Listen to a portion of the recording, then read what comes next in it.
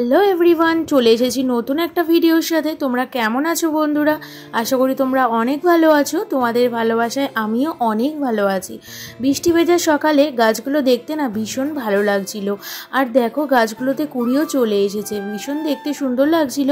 তাই ছাদে এসে সকালবেলা বাইরেটা দেখছিলাম আর খুব হাওয়া ছাড়ছিল, যেটা খুব ভালো লাগছিল সকালবেলা। আজকে সকাল থেকেই ব্লগটা শুরু করে দিলাম, তোমরা ব্লগটা পুরোটা দেখতে থেকো। আশা করি আজকের ব্লগটা একটু হলেও তোমাদের অনেক ভালো লাগবে। তো চলো ব্লগটা শুরু করা যাক। আগের দিন রাত থেকে এত বৃষ্টি হচ্ছিল, তাই সকালবেলা না ঘুম থেকে উঠতে অনেকটাই দেরি হয়ে গিয়েছে। আর সকালবেলা ঘুম থেকে দেরিতে উঠে কিভাবে আমি সংসারের কাজগুলো সময়ের মধ্যে করে নিলাম, সেটাই তোমাদের সাথে আজকে শেয়ার করব। তোমরা কিন্তু ব্লগটা দেখতে থেকো স্কিপ না করে। সকালবেলায় স্নান টান সেরে নিয়েছি, আর দেখো ভগবানের কাছে চলে আসলাম। এখন ভগবানের জন্য ভোগ রেডি করছি। আর দিয়ে দিয়েছি শসা, এখন দিচ্ছি দানাদার। আর আজকে না একাদশীর পরের দিন, সেই জন্য বাতাসা দিলাম না, নকুনদানা দিয়েছি। আর এদিকে ছোলাটাও দিয়ে দিচ্ছি। আর এখন ভগবানকে ভোগ দিয়ে দেবো। তার আগে তুলসী পাতা, ঘি মধু দিয়ে দিলাম, আর প্রদীপটাও সাথে সাথে জ্বালিয়ে নিলাম। এখন কিন্তু আমার ভোগ দেওয়া হয়ে গিয়েছে। তোমরা আমাদের ভগবান দর্শন করে নাও। আশা করি আজকে সারাদিনটা তোমাদের অনেক অনেক ভালো কাটবে। দেখো আমাদের গোপাল সোনাকে কি মিষ্টি লাগছে নতুন জামাটা পরে, আর ফুল দিয়ে সাজিয়েছি। কেমন লাগছে তোমরা কিন্তু অবশ্যই জানিও। আর এদিকে কার্তিক বাবাকেও কিন্তু ভোগ দেওয়া হয়ে গিয়েছে, তোমরা একটু দর্শন করে নাও। বাইরে কিন্তু সকাল থেকে এক নাগাড়ে বৃষ্টি হচ্ছে, তবে বৃষ্টিটা কিন্তু অত জোর নেই। হাওয়ার সাথে সাথে বৃষ্টিও কেটে যাচ্ছে, আবার বৃষ্টি আসছে। আমি যখন ভোগ দিচ্ছিলাম পাখিগুলো এত ডাকছিল, তাই ওদের কাছে এসে দেখি ওদের খাবার একদম শেষ হয়ে গিয়েছে। তাই ওদেরকে এখন খাবার দিয়ে দিলাম।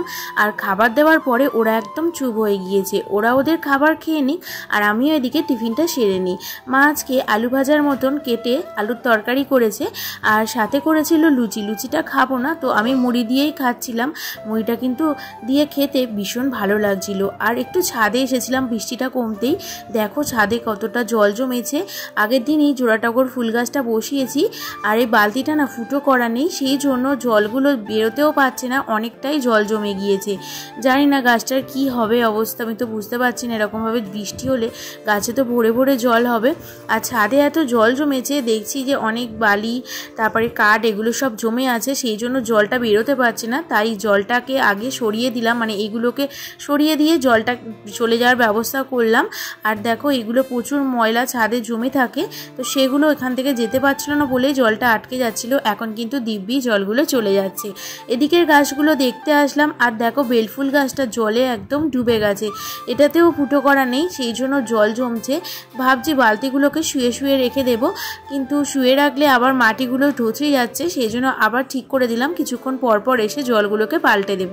এখন চলে আসলাম বেডরুমে, আর এসে দেখছি বিছানাটা এখনও তোলা হয়নি। প্রথমে জানালাটা খুলে নিলাম। জানালাটা খুলতে এত বৃষ্টির ঝাপটা আসছিল হাওয়ার সাথে সাথে বাইরের দিক থেকে, তো সেই জন্য ভাবছিলাম বেশিক্ষণ খোলা রাখবো না, কিন্তু ঘরটা বেশ ঠান্ডা লাগছিল, বেশ সুন্দরও লাগছিল। সেই জন্য জানলাটা খুলে বেডরুমের বিছানাটা তুলে নিলাম।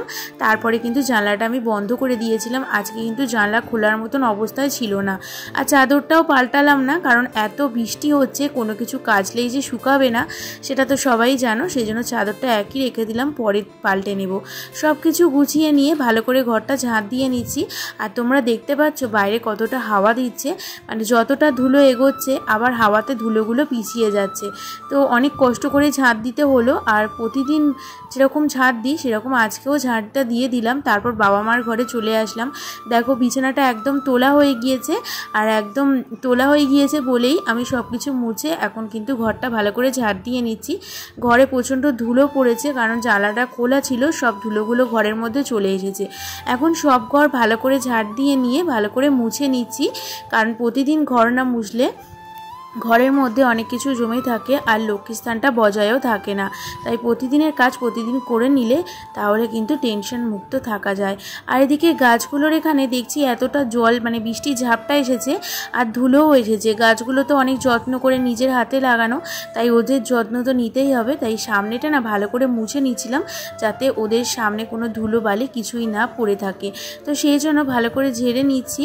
আর বৃষ্টি কিন্তু হয়েই যাচ্ছে, বেশ ভালো লাগছিল, ঠান্ডা ওয়েদার। আগের দিন যে গাছটা পুঁতেছিলাম দেখো এখন গাছটা কি সুন্দর দাঁড়িয়ে রয়েছে। তো সব কাজ মোটামুটি কমপ্লিট করে নিয়ে এখন আসলাম নিজের একটু যত্ন করতে। আজকে একটু নিমন্ত্রণ বাড়ি যাব, তো সেই জন্য একটু ফেস ওয়াশ করে স্ক্রাবিং করে নিয়েছি। এখন এই ফেস প্যাকটা লাগিয়ে নেব। তোমরা সবাই জানো আমি এই ফেস প্যাকটা ইউজ করি। এটা না সপ্তাহে 2-3 দিন ইউজ করার পর আমার মুখটা কিন্তু অনেকটাই পরিষ্কার হয়ে গেছে আগের থেকে।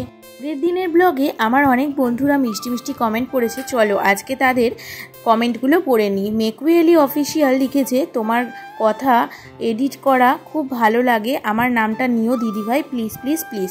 থ্যাংক ইউ বন্ধু এত সুন্দর একটা কমেন্ট করার জন্য। আর তুমি আমার কমেন্ট করেছো আমাকে, আর আমি তোমার নাম না নিয়ে থাকতে পারি? তুমি কিন্তু খুব ভালো ভিডিও বানাও, আমি কিন্তু প্রতিদিনই তোমার ভিডিও দেখি। পায়েল ঘোষ লিখেছে, চলে এলাম ফ্রেন্ড, খুব সুন্দর লাগলো, লাইক দিয়ে দেখে নিলাম। ধন্যবাদ দিদিভাই এত সুন্দর একটা কমেন্ট করার জন্য।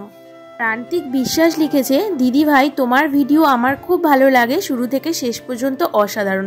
থ্যাংক ইউ ফ্রেন্ড এত সুন্দর একটা কমেন্ট করার জন্য। তোমরা এইভাবেই আমাকে কমেন্ট করতে থেকো, আমিও তোমাদের একটু একটু করে কমেন্ট পড়বো। আমার কিন্তু ভীষণ ভালো লাগে তোমাদের কমেন্টগুলো পড়তে। আর দেখো তোমাদের কমেন্ট পড়তে পড়তে আমার কিছুটা কাজ এগিয়ে গিয়েছে। এখন দেখো যেটু কচু কেটেছে, আগের দিন তো বললাম আমাদের বাড়িতে সামনের দিন রান্না পুজো, এই কচু রান্না হবে, সেই জন্য কচু কেটেছে। আর দেখো কতটা জল জমেছে, এটা কিন্তু একটা মাঠ, তবে বৃষ্টির জন্য পুরো ডুবে মনে হচ্ছে যেন পুকুর হয়ে গিয়েছে। বন্ধুরা এখন হয়ে গেছে দুপুরবেলা, আর দুপুরবেলা আমি একটু রেডি হয়েছি। আমি আর মা যাব নিমন্ত্রণ বাড়িতে, আর নিমন্ত্রণ বাড়িটা আমার বাড়ির পাশেই, তো সেই জন্য দুপুরবেলা যেতে বেশিক্ষণ সময়ও লাগবে না, হেঁটে হেঁটে যাব।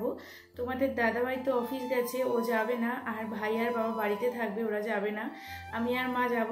আর বাইরে প্রচণ্ড ঝড় হচ্ছে, হাওয়াও হচ্ছে, ঝড়ের সাথে সাথে ঝোড়ো হাওয়ার সাথে সাথে প্রচণ্ড বৃষ্টি হচ্ছে, আকাশ তো পুরো কালো।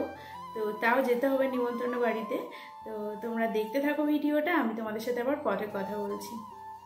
আমি আর মা বেরিয়ে পড়লাম, আর আজকে পিসেমশাই এসেছিল, সেই জন্য পিসেমশাই আমাদের সাথে সাথে বাড়ি চলে যাচ্ছিল, আর আমি আর মা হেঁটে হেঁটে নিমন্ত্রণ বাড়িতে যাচ্ছিলাম।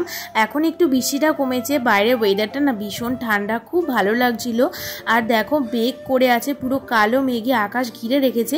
আমরা এসেছিলাম ষষ্ঠী পুজো বাড়িতে নিমন্ত্রণ খেতে। তো দেখো ষষ্ঠী পুজো, ষষ্ঠী ঠাকুরের পুজো দেওয়া হয়ে গিয়েছে, আমরা একটু দর্শন করে নিলাম, তারপর ঘরে চলে আসলাম। সবাই মিলে এসেছে, মার অনেক চেনা অতিথি, তো তাদের সাথে মা গল্প করছিল, আমি পাশে বসে বসে সব গল্পগুলো শুনছিলাম। তারপর একটু খাওয়া দাওয়া করে আবার একটু বসেছিলাম। তারপরে না বৃষ্টি আসবে বলে আমি আর মা কিন্তু বাড়ি চলে আসছিলাম। রাস্তায় এসে দেখছি যে প্যান্ডেলটা অনেকটাই এগিয়ে গিয়েছে। আমাদের বাড়ির পাশে প্যান্ডেলটা দেখো কত সুন্দর হচ্ছে। কি হবে তোমাদের কিন্তু আগের দিনের ব্লগে বলেছি, তোমরা কিন্তু দেখে নিও। আসার পথে না একটা জবা ফুল গাছ দেখেছিলাম, তার ডাল ভেঙে নিয়ে এসেছি। আর সামনে দেখো এই হলুদ রঙের ফুল গাছটা রয়েছে, এই গাছটা না আমার অনেক দিন ধরে অনেক, এই ফুল গাছগুলো ভীষণ ভালো লাগে। গাছটা দেখতে পাচ্ছিলাম, ভাবলাম যে বর্ষায় কোনো দিন বৃষ্টি হলে গাছটা কাটবো, কিন্তু আজকে সেই সুযোগটা হয়ে গেল, তাই জন্য বৃষ্টির জলে ভেজা এই গাছটা কেটে নিয়ে যাচ্ছি, গাছটা কিন্তু বসাবো। আর তোমরা তো জানো আমার গাছ ভীষণ ভালো লাগে, তাই গাছ দেখলেই কেটে নিই। তো এদের বাড়িতে একটা কাকিমা ছিল, তিনি এসে গাছের ডালগুলো কেটে দিচ্ছিল, মা কাটতে পারলো না। আর দেখো ফুলগুলো কত সুন্দর লাগছে। বাড়ি এসেই কিন্তু আমি ড্রেস না চেঞ্জ করেই গাছগুলো ছাদের মধ্যে লাগাতে শুরু করে দিলাম। প্রথমে জবা ফুল গাছটা লাগিয়ে নিচ্ছিলাম, এই থানকুনি পাতার টবের মধ্যে লাগাচ্ছিলাম, কারণ আগে শিকড়টা হোক, তারপরে অন্য জায়গায় আবার সুন্দর করে টবের মধ্যে পুঁতে দেব। আর এখানে ডাল ছিল, ডাল থেকে আর একটা ভেঙে নিয়ে আর এক জায়গায় বসিয়েছি। এই ফুল গাছটাও আমি কিন্তু বেল ফুল গাছের সাথে বসিয়ে দিলাম, আর একটা ডগা ড্রাগন গাছের সাথে বসিয়ে দিলাম। তোমাদের কেমন লাগে বন্ধুরা আমার এই ভিডিওগুলো? আমার কিন্তু গাছ বসাতে খুব ভালো লাগে, আর নতুন নতুন ফুল গাছ তো ভীষণ ভালো লাগে দেখতে, তাই আমি যখন যেখানে দেখতে পাই ফুল গাছ তুলে নিয়ে এসে সবসময় বসিয়ে রেখে দিই, আমার খুব ভালো লাগে। বন্ধুরা অনেকক্ষণ চলে এসেছি নিমন্ত্রণ বাড়ি থেকে, তোমরা দেখতেই পেলে। আর সঙ্গে সঙ্গে গাছগুলো বসাতে চলে গেলাম, কারণ গাছ তো আমি খুব ভালোবাসি, সেই জন্য গাছের মায়া ছাড়তে পারি না। তো এখন সন্ধে হয়ে যাবে, এরপরেই আমি সন্ধে দিতে যাব। তো আজকে ব্লগটা আর বাড়ালাম না, এখানেই শেষ করলাম। তোমাদের যদি আমার ব্লগটা ভালো লেগে থাকে অবশ্যই লাইক কমেন্ট শেয়ার করে দিও, আর সাবস্ক্রাইব করতে কিন্তু ভুলো না। তো দেখা হবে নতুন একটা ব্লগে, সবাই সুস্থ থেকো, ভালো থেকো।